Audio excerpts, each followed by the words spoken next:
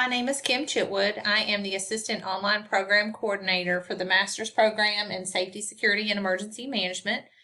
In this video, we're going to be talking about the comprehensive exam exit option. There's also another video that should be in the same location where you found this one that will go over all of the details about the other exit option choice of the capstone. So all students, I do suggest that you watch both videos, the comprehensive exam and the capstone video, so you can make an informed decision on which exit option is best for you.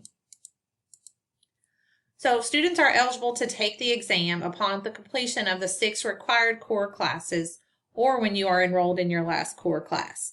Because of this, if you are considering the comp exam as an exit option, we will always encourage those students to take the 6 core classes in year number 1 of your program with us.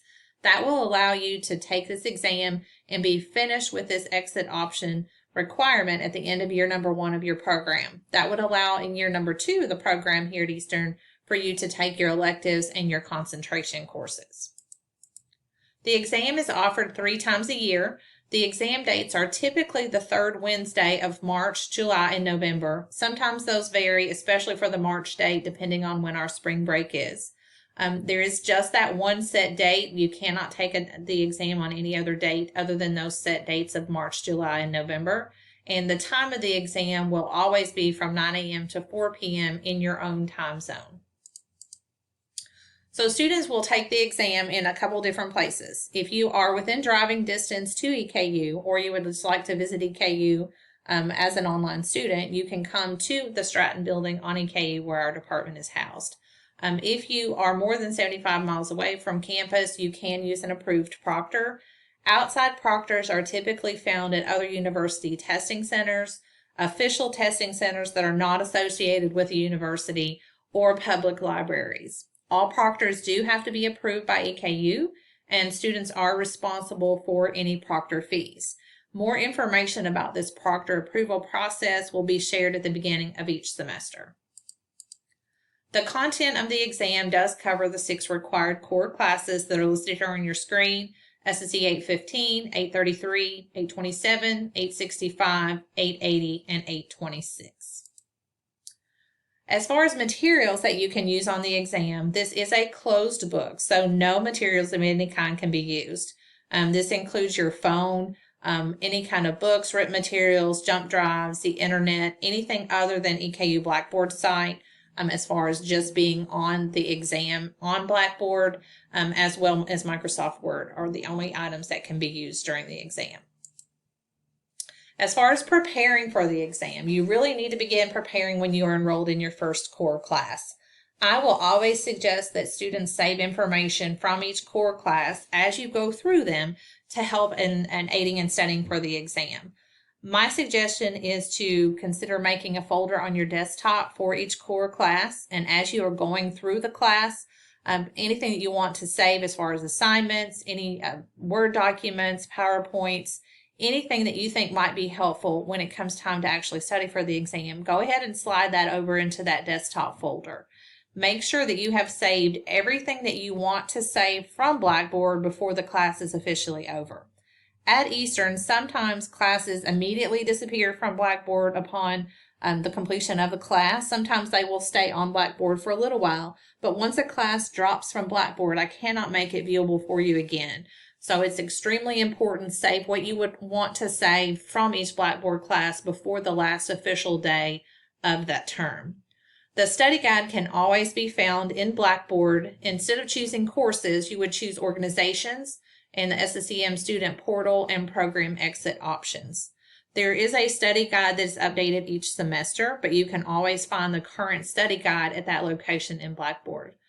If you watch the link below, copy that link. There is a YouTube video that I made that goes over the whole process about studying for the exam. It goes over the study guide in detail, and that video is not going to be updated each semester, but all those details are the same.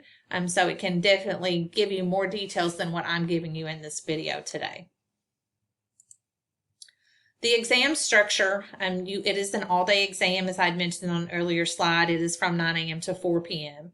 The morning session is from 9 to noon. You will get a break for lunch, and the afternoon session is from 1 to 4. In each session, students are going to see 3 essay questions. You pick 2 out of those 3 questions per session. So what that means at the end of the day, you have seen 6 possible questions and you only answer 4 of those. The entire exam is an essay style response, and your responses are actually typed in Word and submitted in Blackboard just like any other assignment. As far as registration and grading of the exam, students that are going to take an upcoming exam will not register at the same time as you do your other courses for the exam. You will be eventually registering for GRD 897C, which is a no-cost, no-credit course.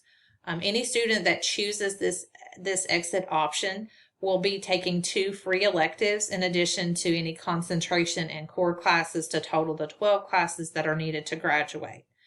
Students that pass the exam will get a grade of S for satisfactory. So this does not impact your GPA, but however, it is a requirement for all students to pick one of the 2 exit options to actually graduate from the program. As far as signing up, if you are interested, you would email me. My email address is provided there to sign up. Each semester, I will send out a few announcements to all students asking them to reach out to me if you are interested in the next offering of the exam. I will keep a running list of those students that are interested in that exam, and once the beginning of the semester hits, I will only be responding and sharing information to those students. So if you know that you are interested in the upcoming exam, at this point in time it would be March, then you would go ahead and make sure that you email me so you are on my list. I will make sure that you always have the updated study guide, and during the semester I will communicate important deadlines and things that you need to know about the exam, just to make sure that you are on track and ready to take the actual exam. Make sure that your degree plan in DegreeWorks also reflects your exit choice. So there is nothing that says that you cannot change your mind. Today you might think you want to do the exam, but then as you learn a little bit more about the capstone, you can definitely always change your mind, or vice versa. It is important that you try to make your decision early in the program because it does determine the number of electives that you take. Capstone students, because the capstone is an actual class, will only take 1 free elective, where exam students take 2 free electives. Regardless, every student does take 12 classes, so it definitely does not impact the time in the program. It does determine the number of electives that you take, though. If you don't pass the exam, I will be in contact with you and share the next steps. Students must pass all 4 questions to earn that grade of satisfactory. If you fail 1 question, you do receive an IP grade, which is in progress. Then you must retake that question only at the next offering of the exam.